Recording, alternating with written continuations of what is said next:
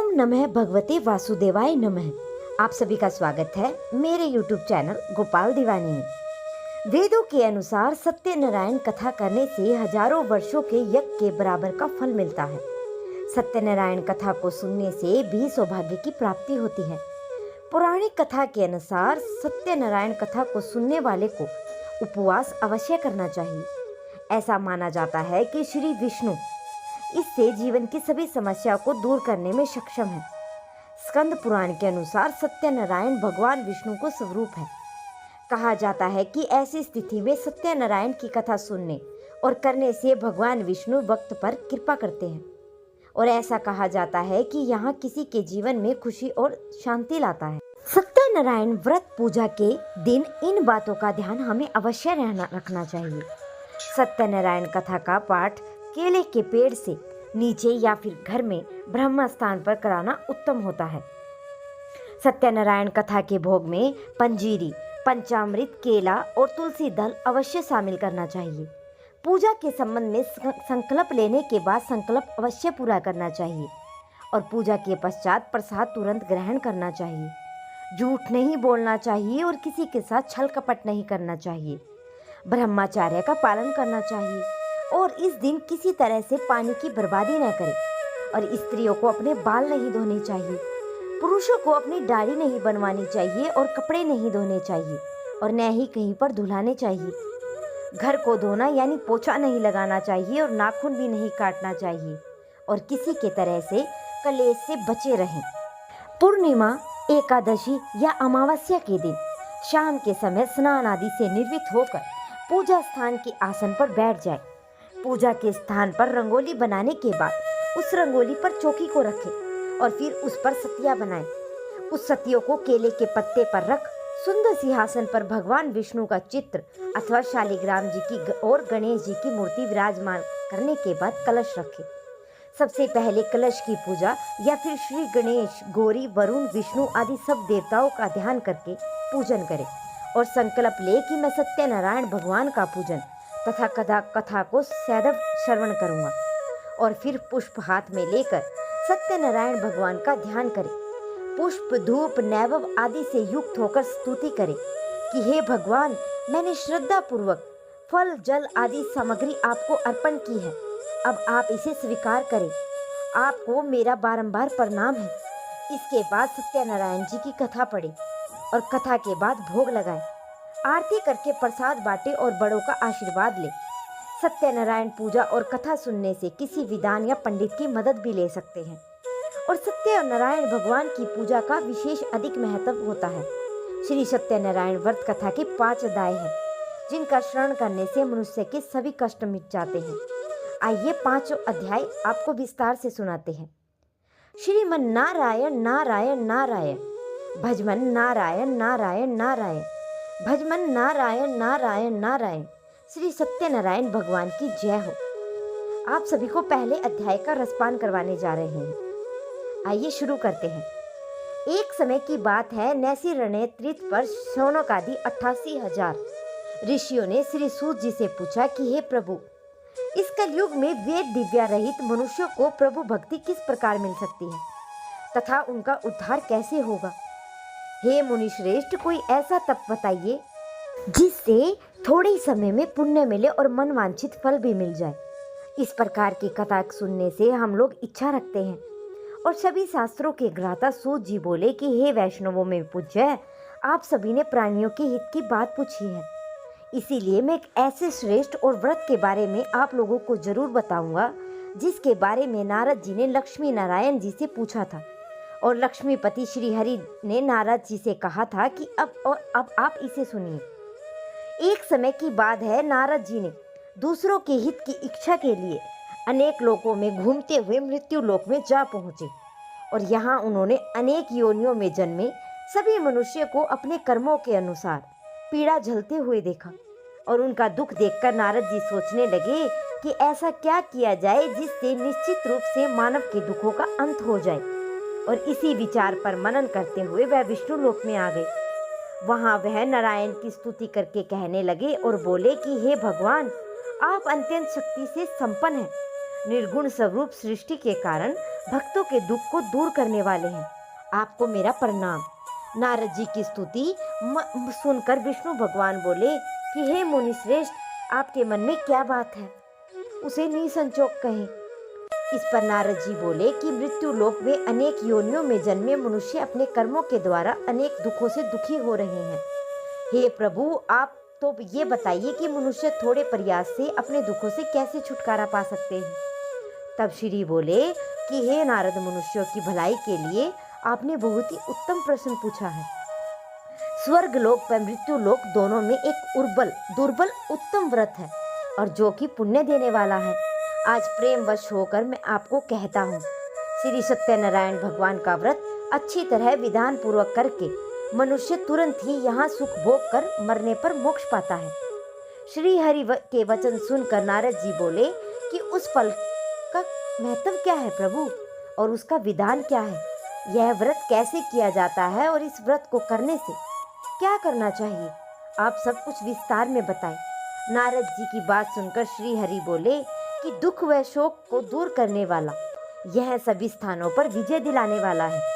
मानव को शक्ति व श्रद्धा के समान शाम को श्री सत्यनारायण की पूजा धर्म परायण से होकर ब्राह्मणों व बंधुओं के साथ करने के साथ यथाशक्ति के अनुसार भक्ति भाव से भगवान को भोग लगाए, आरती गाए और ब्राह्मणों सहित बंधु बांधवों को भी भोजन कराएं और इसके बाद स्वयं भोजन करें। कीर्तन भजन के साथ भक्ति भावना में लीन होकर भक्ति की जाए। और इसी तरह से सत्यनारायण भगवान का यह व्रत करने से मनुष्य की सभी इच्छाएं निश्चित रूप से पूरी होती हैं और इसी कली काल अर्थात कलयुग में मृत्यु लोक में ही मोक्ष का यही एक सरल उपाय बताया गया है। श्रीमन नारायण नारायण नारायण, भजमन नारायण नारायण नारायण, भजमन नारायण नारायण नारायण। श्री सत्यनारायण भगवान की जय। सत्यनारायण व्रत कथा का प्रथम अध्याय संपूर्ण होता है। अब हम दूसरा अध्याय का रसपान करने जा रहे हैं। श्री सूत जी बोले कि हे दिग्जनों, अब मैं पुनः पूर्व काल में जिसने इस सत्यनारायण व्रत को किया था, इसे भली बुद्धि विस्तार से कहूँगा। रमणीय काशी नामक नगर में कोई अत्यंत निर्धन ब्राह्मण रहता था। भूख और प्यास से व्याकुल होकर वह प्रतिदिन पृथ्वी पर भटकता रहता था। ब्राह्मण प्रिय भगवान ने उस दुखी ब्राह्मण को देखकर वृद्ध ब्राह्मण का रूप धारण करके उस द्विज से आदर पूर्वक पूछा कि हे विपिन, प्रतिदिन अत्यंत दुखी होकर तुम किस लिए पृथ्वी पर भ्रमण करते रहते हो? हे द्विज श्रेष्ठ, यह सब बतलाओ और मैं सुनना चाहता हूँ। तो ब्राह्मण बोला, प्रभु मैं अत्यंत दरिद्र ब्राह्मण हूँ, मैं भिक्षा के लिए ही पृथ्वी पर घूमा करता हूँ। यदि आप मेरी दरिद्रता को दूर करने से आप कोई उपाय जानते हैं तो कृपा पूर्वक बतलाइए। वृद्ध ब्राह्मण बोला कि हे ब्राह्मण देव, सत्यनारायण भगवान विष्णु अभिष्ट फल देने वाले हैं। हे विपिन, आप उनका उत्तम व्रत करो, जिसे करने से मनुष्य सभी दुखों से मुक्त हो जाता है। और व्रत के विधान से ब्राह्मण ने यत्न पूर्वक कर वृद्ध ब्राह्मण रूपधारी भगवान विष्णु वहीं से अंतर्ध्यान हो गए। वृद्ध ब्राह्मण ने जैसा कहा है कि उस व्रत को अच्छी प्रकार से वैसे ही करूंगा। यह सोचते हुए उस ब्राह्मण को रात में नींद नहीं आई और अगले दिन प्रातःकाल उठकर सत्यनारायण का व्रत करूंगा, और ऐसा संकल्प करके वह ब्राह्मण भिक्षा के लिए चल पड़ा। उस दिन ब्राह्मण को भिक्षा में बहुत सा धन प्राप्त हुआ और उसी धन से उसने बंधु बांधवों के साथ भगवान सत्यनारायण का व्रत किया। और इस व्रत के प्रभाव से वह श्रेष्ठ ब्राह्मण सभी दुखों से मुक्त होकर समस्त संपत्तियों से संपन्न हो गया। और उस दिन से लेकर प्रत्येक महीने उसने यह व्रत किया। और इस प्रकार भगवान सत्यनारायण के इस व्रत को करने से श्रेष्ठ ब्राह्मण सभी पापों से मुक्त हो गया और उसने दुर्बल मोक्ष पद को प्राप्त किया। हे विपिन, पृथ्वी पर जब भी कोई मनुष्य सत्यनारायण का व्रत कथा करेगा, उसी समय उसके समस्त दुख नष्ट हो जाएंगे। हे ब्राह्मणों, इस प्रकार भगवान नारायण ने महात्मा नारद जी से कुछ कहा। मैंने वह सब आप लोगों से कह दिया। अब इससे आगे अब मैं क्या कहूँ? हे मुनि, इस पृथ्वी पर उस ब्राह्मण को सुने हुए इस व्रत को किसने किया, हम यह सब सुनना चाहते हैं। उस व्रत पर हमारी श्रद्धा हो रही है।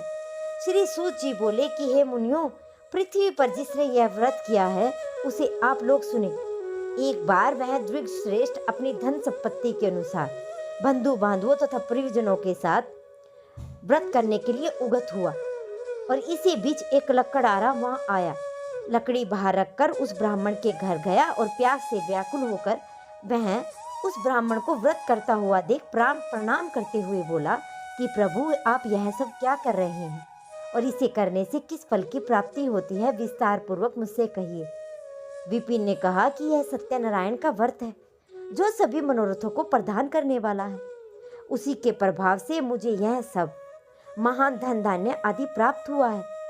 जल पीकर तथा प्रसाद ग्रहण करके वह नगर को चला गया और सत्यनारायण देव के लिए मन में ऐसा सोचने लगा कि आज लकड़ी बेचने से जो धन प्राप्त होगा उसी धन से भगवान सत्यनारायण का श्रेष्ठ व्रत करूंगा। और उस प्रकार मन से चिंतित करता हुआ वह लकड़ी को मस्तक पर रखकर सुंदर नगर में गया जहां धन संपन्न लोग रहते थे। उस दिन उसने लकड़ी का 2 गुना मूल्य प्राप्त किया और उसके बाद मनुष्य हृदय होकर पके हुए केले का फल, शर्करा, घी, दूध व गेहूं का चूर्ण सवाय मात्रा में लेकर अपने घर गया और तत्पश्चात अपने बांधुओं को बुलाकर विधि विधान से भगवान श्री सत्यनारायण का व्रत किया और उस व्रत का प्रभाव से धन पुत्र से संपन्न हो गए और इस लोक में अनेक सुखों का उपभोग कर अंत में सत्यपुर अर्थात वैकुंठ लोक में चला गया। श्रीमन नारायण नारायण नारायण, भजमन नारायण नारायण नारायण, भजमन नारायण नारायण नारायण। श्री सत्यनारायण भगवान की जय। सत्यनारायण व्रत कथा का द्वितीय पाठ संपूर्ण हुआ। अब हम तीसरे अध्याय का रसपान करेंगे। सूत जी बोले कि हे श्रेष्ठ मुनियों, अब आगे की कथा मैं आपको सुनाने जा रहा हूँ। पहले समय में उल्का मुख नाम का एक बुद्धिमान राजा था। वह सत्यवक्ता और जितेंद्रिय था। प्रतिदिन देवस्थान पर जाता था और निर्धनों को धन देकर उनका कष्ट दूर करता था। उसकी पत्नी कमल के समान मुख वाली तथा सती और साध्वी थी। भद्रशिला नदी के तट पर उन दोनों ने श्री सत्यनारायण भगवान का व्रत किया। उसी समय साधु नाम का एक वैश्य आया और उसके पास व्यापार करने के लिए बहुत सा धन भी था। राजा को व्रत देखकर वह विनय के साथ पूछने लगा कि हे राजन, भक्ति भाव से परिपूर्ण होकर आप क्या कर रहे हैं? मैं सुनने की इच्छा रखता हूँ, तो आप कृपा करके मुझे बताइए। राजा बोला कि मैं अपने बंधु बांधवों के साथ पुत्र आदि की प्राप्ति के लिए श्री सत्यनारायण भगवान का व्रत व पूजन कर रहा हूँ। राजा के वचन सुनकर साधु आदर से बोला, हे राजन, मुझे इस व्रत का सारा विधान कहिए। मैं भी इस व्रत को करूँगा। मेरी कोई संतान नहीं है और इस व्रत को करने से निश्चित रूप से मुझे संतान की प्राप्ति होगी। राजा से व्रत का विधान सुनकर व्यापार से निर्मित होकर वह अपने घर को गया तो साधु ने अपनी पत्नी को संतान देने वाले इस व्रत का वर्णन कह सुनाया और कहा कि जब मेरी संतान होगी तो मैं इस व्रत को करूंगा। साधु ने इस तरह के वचन अपनी पत्नी लीलावती से कहे और एक दिन लीलावती पति के साथ आनंदित होकर संसारिक धर्म से प्रवृत्त होकर सत्यनारायण की भगवान की कृपा से गर्भवती हो गई और 10वें महीने में उसके गर्भ में एक सुंदर कन्या ने जन्म ले लिया। माता पिता ने अपनी कन्या का नाम कलावती रखा और एक दिन कलावती की माँ लीलावती ने अपने पति को याद दिलाया कि आपने सत्यनारायण भगवान की जिस व्रत को करने का संकल्प लिया था उसे करने का समय आ गया है। आप इस व्रत को अवश्य करिए। साधु बोला कि हे प्रिय, इस व्रत को करने से मैं उसके विवाह पर करूंगा। इस प्रकार अपनी पत्नी को आश्वासन देकर वह नगर में चला गया। साधु ने एक बार नगर में अपनी कन्या को सखियों के साथ देखा तो उसे लगा कि अब उसकी कन्या अब विवाह योग्य हो गई है और उसने कन्या के योग्य वर ढूंढना शुरू कर दिया। एक दिन साधु की बात को ध्यान में रखते हुए वह एक नगर में पहुंचा और वहां देखभाल कर लड़की के सुयोग्य वाणिक पुत्र को ले आए। सुयोग्य लड़की को देखकर साधु ने बंधु बांधवों को बुलाकर अपनी पुत्री का विवाह करवा दिया। लेकिन दुर्भाग्य की बात तो ये है कि साधु ने अभी भी सत्यनारायण भगवान का व्रत नहीं किया था और इस पर श्री सत्यनारायण भगवान क्रोधित हो गए और उन्हें श्राप दिया। अपने कार्य में कुशल साधु बनिया जमाई को लेकर समुद्र के पास स्थित होकर रत्नासारपुर नगर में गया। वहां जाकर दामाद और ससुर दोनों ने मिलकर चंद्रकेतु राजा के नगर में व्यापार करने लगा। एक दिन भगवान श्री सत्यनारायण की माया से एक चोर राजा का धन चुराकर भाग रहा था और उसने राजा के सिपाहियों को अपने पीछा करके चुराया हुआ धन वहां पर रख दिया जहां साधु अपने जमाई के साथ ठहरा हुआ था। राजा के सिपाहियों ने साधु वैश्य के पास राजा का पड़ा हुआ धन देखा तो वह ससुर और जमाई दोनों को बांधकर प्रसन्नता से राजा के पास ले गए और कहा कि उन दोनों चोरों को हम पकड़ लाए हैं, अब आगे की कार्रवाई की आप आज्ञा दें। राजा की आज्ञा से दोनों को कठिन कारावास में डाल दिया गया और उनका सारा धन भी छीन लिया गया। श्री सत्यनारायण भगवान के श्राप से साधु की पत्नी भी बहुत दुखी हो गई। घर में जो धन रखा था उसे चोर चुरा कर ले गए। शारीरिक और मानसिक पीड़ा व भूख प्यास से अत्यंत दुखी हो अन्न की चिंता में कलावती ब्राह्मण के घर गई और वहां उसने श्री सत्यनारायण का भगवान का व्रत होते देखा और कथा भी सुनी। वह प्रसाद ग्रहण करके रात को जब वापसी घर आई तो माता के कलावती से पूछा कि हे पुत्री, अब तक तुम कल कहाँ थी और तेरे मन में क्या है? कलावती ने अपनी माता से कहा कि हे माता, मैंने एक ब्राह्मण के घर श्री सत्यनारायण भगवान का व्रत होते देखा है। कन्या के वचन सुनकर लीलावती भगवान के पूजन की तैयारी करने लगी और लीलावती ने परिवार व बंधुओं सहित सत्यनारायण भगवान का पूजन किया और उसने वर मांगा कि मेरा पति और जमाई शीघ्र घर पर आ जाए और साथ ही यह प्रार्थना की कि हम सबके अपराधों को क्षमा करें। श्री सत्यनारायण भगवान इस व्रत से संतुष्ट हो गए और राजा चंद्रकेतु को सपने में दर्शन देकर कहा कि हे राजन, तुम उन दोनों वैश्यों को छोड़ दो, जो तुमने उनका धन लिया है उसे भी वापस कर दो। अगर ऐसा नहीं किया तो मैं तुम्हारा सारा धन और राज्य व संतान सभी को नष्ट कर दूंगा। और राजा को यह सब कहकर वह अंतर्ध्यान हो गई। प्रातःकाल सभा में राजा ने अपना सपना सुनाया तो फिर बोले कि उन दोनों को कैद से मुक्त कराकर सभा में ले आओ। दोनों के आते ही राजा ने उनको प्रणाम किया और राजा बोला कि महानुभावों, भाग्यवश ऐसा कठिन दुख प्राप्त तुम्हें हुआ है, लेकिन अब तुम्हें कोई भी चिंता करने की आवश्यकता नहीं है। और ऐसा कहकर राजा ने उन दोनों को नए वस्त्र आभूषण भी पहनाए और जितना धन उनसे लिया था उतना दोगुना धन वापस कर दिया और दोनों वैश्य अपने घर को चले गए। श्रीमन नारायण नारायण नारायण, भजमन नारायण नारायण नारायण, भजमन नारायण नारायण नारायण। श्री सत्यनारायण भगवान की जय हो। श्री सत्यनारायण भगवान व्रत कथा का तृतीय अध्याय संपूर्ण होता है। अब हम चौथे अध्याय का रसपान करने जा रहे हैं। चौथे अध्याय में श्री सूत जी बोले कि साधु बनिया मंगलचारण कर ब्राह्मणों को धन देकर अपने नगर के लिए चल पड़ा। साधु के कुछ दूर जाने पर भगवान सत्यनारायण और उसकी सत्यता की परीक्षा के विषय में जिज्ञासा हुई। साधु, तुम्हारी नावों में क्या भरा है? तब धन के मद से चूर दोनों महाजनों ने अवहेलना पूर्वक हंसते हुए कहा, दंडी क्यों पूछ रहे हो? क्या कुछ द्रव्य लेने की इच्छा है? हमारी नाव में तो लता और पत्ते आदि भरे हुए हैं। ऐसी निष्ठुर वाणी सुनकर तुम्हारी बात सच हो जाए, ऐसा कहकर दंडी सन्यासी ने रूप धारण किए हुए भगवान कुछ दूर जाकर समुद्र के समीप बैठ गए। दंडी के चले जाने पर नित्य क्रिया करने पछताई हुई इतराई हुई अर्थात जल के ऊपर ओर उठी हुई नौका को देखकर साधु अत्यंत आश्चर्य में पड़ गए कि उसकी नाव में लता और पत्ते आदि देकर मूर्छित होकर वह पृथ्वी पर गिर पड़ा। सचेत होने पर वाणिक पुत्र चिंतित हो गए। तब उसके दामाद ने इस प्रकार कहा कि आप शोक क्यों करते हो? दंडी ने श्राप दे दिया है। इस स्थिति में वे चाहे सब कुछ कर सकते हैं, इसमें कोई संशय नहीं। अतः उनकी शरण में हम चलते हैं, वही हमारे मन की इच्छा पूर्ण होगी।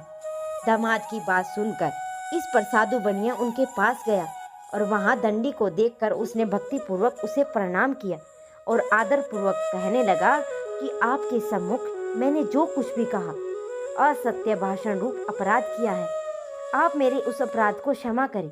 और ऐसा कहकर बारंबार प्रणाम करके एक महान शोक से आकुल हो गया। दंडी ने उसे रोता हुआ देखकर कहा कि हे मूर्ख, रो मत, मेरी बात सुनो।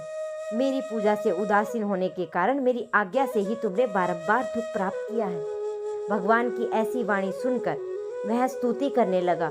साधु ने कहा कि हे प्रभु, यह आश्चर्य की बात है। आपकी माया से मोहित होने के कारण ब्राह्मण आदि देवता भी आपके गुणों और रूपों को यथावत रूप में नहीं जान पाते, फिर मैं मूर्ख आपकी माया से मोहित होने के कारण कैसे जान सकता हूँ? आप प्रसन्न हो, मैं आपकी धन संपत्ति के अनुसार आपकी पूजा करूँगा। मैं आपकी शरण में आया हूँ।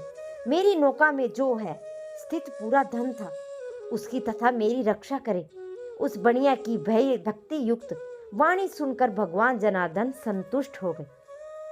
भगवान और हरि उसे अभिष्ट वर वरदान करने से वहीं पर अंतर्ध्यान हो गए। उसके बाद वह साधु अपनी नौका पर चढ़े और उसे धन धान्य से पूर्ण देखकर भगवान सत्यदेव की कृपा से हमारा मनोरथ सफल हो गए, ऐसा कहकर सब जनों के साथ उसने भगवान की विधिवत पूजा की। भगवान श्री सत्यनारायण की पूजा की कृपा से वह आनंद पूर्वक से परिपूर्ण हो गया और नाव से प्रत्यन पूर्वक संभाल कर उसने अपने देश की ओर प्रस्थान किया। साधु बनिया ने अपने दामाद से कहा कि वह देखो, मेरी रतनपुरी नगरी दिखाई दे रही है। इसके बाद अपने धन के रक्षक दूत को अपने आगमन की सूचना देकर उसने नगरी में भेजा। उसके बाद उस दूत के नगर में जाकर साधु की भ्राया देख हाथ जोड़कर प्रणाम किया और उसने एक अभिष्ट बात कही। सेठ जी अपने दामाद तथा बंधु गार्वों के साथ बहुत सारे धन धान्य से संपन्न होकर नगर के निकट पधार गए हैं। दूत के मुख से यह बात सुनकर महान आनंद से विहीन हो गई। उस साध्वी ने श्री सत्यनारायण की पूजा करके अपनी पुत्री से कहा कि मैं साधु के दर्शन करने के लिए जा रही हूँ, तुम शीघ्र आओ। माता के ऐसे वचन सुनकर व्रत को समाप्त करके प्रसाद का परित्याग कर वह कलावती भी अपने पति के दर्शन के लिए चल पड़ी। इससे भगवान सत्यनारायण रुष्ट हो गए और उन्होंने उसके पति को तथा नौका में धन के साथ हरण करके जल में डुबो दिया। और उसके बाद कलावती अपने पति को न देख पाने के कारण महान शोक से रुदन करती हुई पृथ्वी पर गिर पड़ी। नाव का आदर्शन तथा कन्या को अत्यंत दुखी देख भयभीत मन से साधु बनिया ने सोचा कि यह क्या आश्चर्य हो गया। नाव का संचालन करने वाले भी सभी चिंतित हो गए। अंतराल वह लीलावती भी कन्या को देखकर बेहाल हो गई और अत्यंत दुख से विलाप करती हुई अपने पति को कुछ इस प्रकार बोली कि अभी अभी नौका के साथ वह कैसे अलक्षित हो गया। न जाने किस देवता की उपेक्षा से यह नौका हरण कर ली गई है, अथवा श्री सत्यनारायण के महात्म्य को कौन जान सकता है। ऐसा कहकर वह सब जनों के साथ विलाप करने लगी और कलावती कन्या को गोद में लेकर रोने लगी। कलावती कन्या भी अपने पति के नष्ट हो जाने पर दुखी हो गई और पति की पादुका को लेकर उनके अनुगमन करने के लिए उसने मन ही मन निश्चय किया कि कन्या का इस प्रकार आचरण को देखकर भराया सहित वह धर्म साधु बनिया अत्यंत शोक में स्पंद हो गए और सोचने लगा कि या तो भगवान सत्यनारायण ने अपहरण किया है अथवा हम सभी भगवान सत्यदेव की माया से मोहित हो गए हैं। अपनी धन संपत्ति के अनुसार मैं भगवान श्री सत्यनारायण की पूजा करूंगा। सभी को बुलाकर इस प्रकार कहकर वह अपने मन की इच्छा प्रकट की और बारंबार भगवान सत्यदेव को दंडवत किया। उससे दिनों को परिपालक भगवान सत्यदेव प्रसन्न हो गए और भक्त वत्सल भगवान कृपा पूर्वक कहा कि तुम्हारी कन्या प्रसाद छोड़कर अपने पति को देखने चली आई है। निश्चय ही इसी कारण उसका पति अदृश्य हो गया है। यदि घर जाकर प्रसाद ग्रहण करके वह पुनः आए तो साधु बनिया तुम्हारी पुत्री पति को प्राप्त करेगी, इसमें कोई संशय नहीं। कन्या कलावती भी आकाश मंडल में ऐसी वाणी सुनकर शीघ्र ही घर को गई और उसने प्रसाद ग्रहण किया। पुनः आकर सब जनों तथा अपने पति को देखा तो कलावती ने अपने पिता से कहा, अब तो घर चलें, विलंब क्यों कर रहे हैं। कन्या की बात सुनकर वाणिक पुत्र संतुष्ट हो गए और विधि विधान से भगवान सत्यनारायण का पूजन करके धन धान्य तथा बंधु बांधवों के साथ अपने घर गया। पूर्णिमा तथा संक्रांति पर्वों पर भगवान श्री सत्यनारायण का पूजन करने से इस लोक में सुख को भोग कर अंत्यंत में वह बैकुंठ लोक में चला गया। श्रीमन नारायण नारायण नारायण, भजमन नारायण नारायण नारायण, भजमन नारायण नारायण नारायण। श्री सत्यनारायण भगवान की जय। श्री सत्यनारायण भगवान का चतुर्थ अध्याय संपूर्ण होता है। अब हम 5वें अध्याय का रसपान करेंगे। 5वें अध्याय में श्री सूत जी बोले कि हे श्रेष्ठ मुनियों, अब इसके बाद की मैं दूसरी कथा कहूँगा, आप लोग यह भी सुने। अपनी प्रजा का पालन करने में तत्पर तुंगध्वज नामक एक राजा था। वह सत्यदेव के प्रसाद का परित्याग करके उसे बहुत दुख प्राप्त किया। एक बार वह वन में जाकर वहां बहुत से पशुओं को मारकर वट वृक्ष के नीचे आया और वहां उसने देखा कि गोपगण बंधु बांधुओं के साथ संतुष्ट होकर भक्ति पूर्वक भगवान सत्यदेव की पूजा कर रहे थे। राजा यह सब देखकर अहंकारवश न तो वहां गया और न ही उसने भगवान सत्यनारायण को प्रणाम किया। और पूजन के बाद सभी गोपगण भगवान का प्रसाद राजा के समीप रखकर वहां से लौट आए और इच्छानुसार उन सभी ने भगवान का प्रसाद ग्रहण किया। और इधर राजा को प्रसाद का परित्याग करने से बहुत ही दुख हुआ। उनका संपूर्ण धन धान्य और सभी पुत्र सो नष्ट हो गए। राजा ने मन ही मन यह निश्चय किया कि अवश्य ही भगवान श्री सत्यनारायण ने हमारा नाश कर दिया है, इसीलिए मुझे वहां पर जाना चाहिए जहां भी सत्यनारायण का पूजन हो रहा था। ऐसा मन में निश्चय करके वह राजा गोपगणों के समीप गया और उसने गोपगणों के साथ श्रद्धा भक्ति से युक्त होकर विधि पूर्वक भगवान सत्यदेव की पूजा की। और भगवान सत्यदेव की कथा से वह पुण्य धन को पुत्रों से संपन्न हो गया तथा इस लोक में सभी सुखों का उपभोग कर अंत में सत्यपुर बैकुंठ लोक को प्राप्त हुआ। श्री सूत जी कहते हैं कि जो व्यक्ति इस परम दुर्बल और सत्यनारायण की कथा को करता है और पुण्यमयी वह फल प्रदायिनी भगवान श्री कथा से भयभुक्ति होकर सुनता है, उसे भगवान सत्यनारायण की कृपा से धन धान्य आदि की प्राप्ति होती है। दरिद्र धनवान हो जाता है, बंधन में पड़ा हुआ बंधन से मुक्त हो जाता है, डरा हुआ व्यक्ति भय मुक्त हो जाता है। यह सत्य बात है और इसमें कोई संशय नहीं। इस लोक में वह सभी इष्टित फलों का भोग प्राप्त करके अंत में सत्यपुर बैकुंठ लोक को प्राप्त हो जाता है। हे ब्राह्मणों, इस प्रकार मैंने आपका लोगों से भगवान सत्यनारायण व्रत करने को कहा, जिसे करने से मनुष्य के सभी दुखों से मुक्त हो जाता है। कलयुग में तो भगवान सत्यदेव की पूजा विशेष फल प्रदान करने वाली है। भगवान विष्णु के कुछ ही लोग काल, कुछ लोग सत्य, कोई ईश और कोई सत्यदेव तथा दूसरे लोग सत्यनारायण के नाम से कहेंगे। अनेक रूप धारण करके भगवान सत्यनारायण सभी मनोरथों को सिद्ध करते हैं।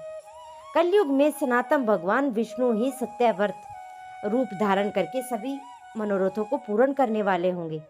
हे श्रेष्ठ मुनियों, जो व्यक्ति नित्य भगवान सत्यनारायण की इस व्रत कथा को पढ़ता या सुनता है, भगवान सत्यनारायण की कृपा से उसके सभी पाप नष्ट हो जाते हैं।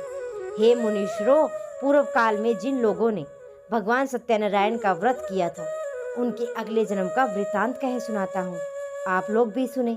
महान प्रज्ञा से संपन्न सतानंद नामक के ब्राह्मण सत्यनारायण भगवान व्रत करने से प्रभाव से दूसरे जन्म से सुदामा नामक के ब्राह्मण हुए और इस जन्म में भगवान श्री कृष्ण का ध्यान करने में उन्होंने मोक्ष का प्राप्त किया। लकड़हारा बिलगुलों का राजा हुआ और अगले जन्म में उसने भगवान श्री राम की सेवा करने का मोक्ष प्राप्त किया। महाराजा उल्कामुख दूसरे जन्म में राजा दशरथ हुए और उन्होंने श्री रंगनाथ जी का पूजन करके अंत बैकुंठ लोक को प्राप्त किया। और इसी प्रकार धार्मिक और सत्यावर्ती साधु पिछले जन्म में सत्याव्रत के प्रभाव से दूसरे जन्म में मोरध्वज नामक राजा हुए। उन्होंने आर्य सेदी चरक अपने पुत्र की आदि देह भगवान विष्णु को अर्पित कर मोक्ष प्राप्त किया। महाराजा तुकध्वज जन्मांतर से स्वयं भावनु मुनु हुए और भगवत संबंधी संपूर्ण कार्यों का अनुष्ठान करने से बैकुंठ लोक को प्राप्त हुए। जो गोपगण थे वे सब जन्मांतर से ब्रजमंडल में निवास करने वाले गोपगण हुए। सभी राक्षसों का संहार करने उन्होंने भी भगवान का शास्त्र धाम गोलक में प्राप्त किया। इस प्रकार श्री स्कंद पुराण के अंतर्गत रेवा खंड श्री सत्यनारायण व्रत कथा का यह 5वां अध्याय पूर्ण हुआ। श्रीमन नारायण नारायण नारायण, भजमन नारायण नारायण नारायण, भजमन नारायण नारायण नारायण। श्री सत्यनारायण भगवान की जय हो। श्री सत्यनारायण व्रत कथा का 5वां अध्याय संपूर्ण होता है।